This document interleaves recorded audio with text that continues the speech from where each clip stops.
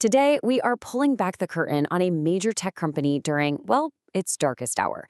But this isn't a story you're going to get from a press release or some stuffy earnings call. No, this is an insider's view of a total crisis told by someone who actually lived right through it.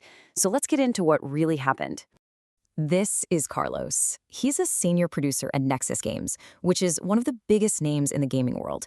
And after one of the most chaotic weeks of his entire career, he had just two words to describe how he felt: I'm wasted.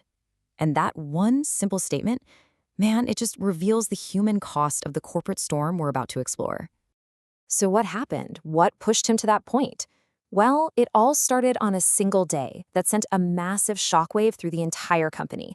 Let's break down the day that everything, and I mean everything, changed at Nexus Games.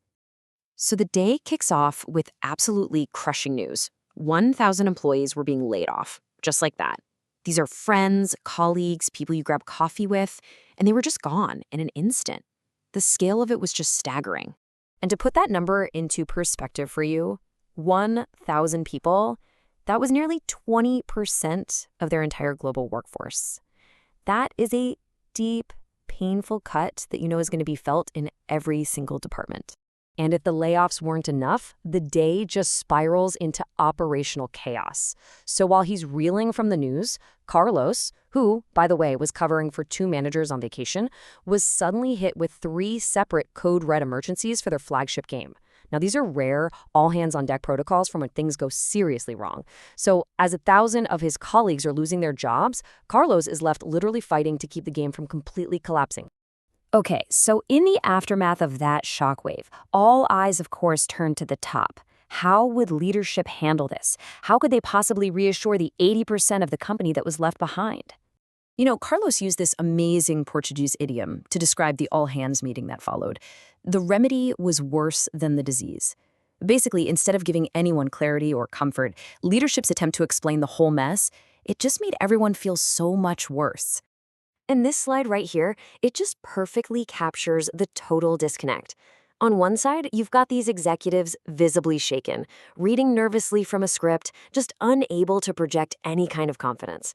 And on the other side, the remaining employees, their morale at absolute rock bottom, being told their deadlines hadn't changed at all. The message was loud and clear. Less people, same amount of work. You could just feel the distrust in the air. But in the middle of all this mess, there was this one small moment of real, actual communication. A director named Marcus held an open Q&A, and people did not hold back their anger. And Marcus, he didn't give them a bunch of corporate speak. When he didn't have an answer, he was just honest and said so. Carlos himself got up and asked the toughest question of all. How could we be expected to deliver on our deadlines with fewer people?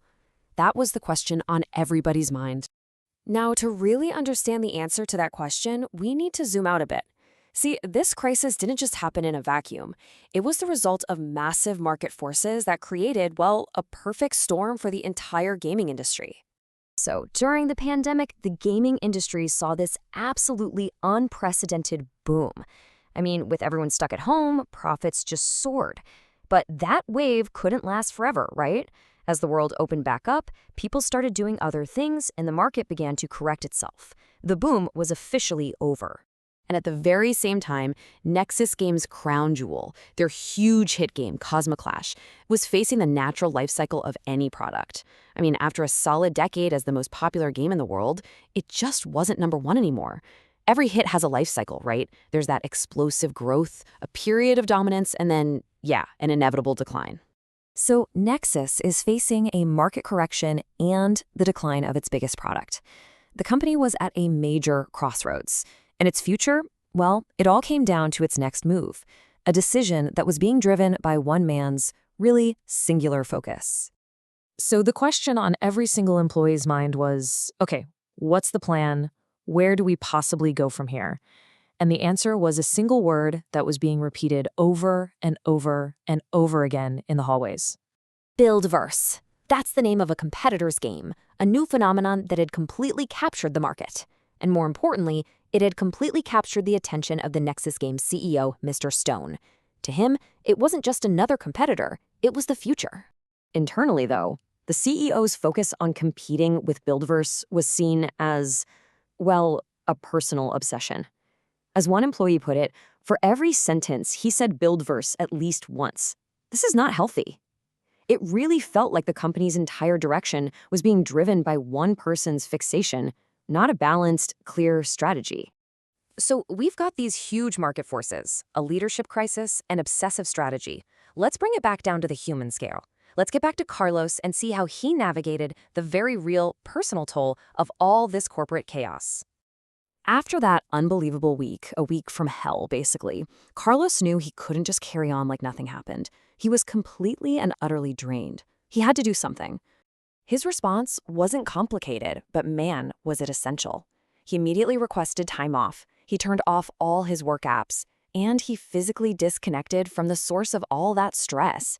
He gave himself the space to just step back and regroup, a simple but really powerful act of self-preservation. You know, Carlos's story really highlights a critical question. When the systems we rely on are shaken and leadership falters, we're often just left to navigate the fallout all on our own. It forces us to ask, in the face of all this corporate chaos, how do we find the strength to regroup? And maybe more importantly, what does it say about the companies we work for that we so often have to?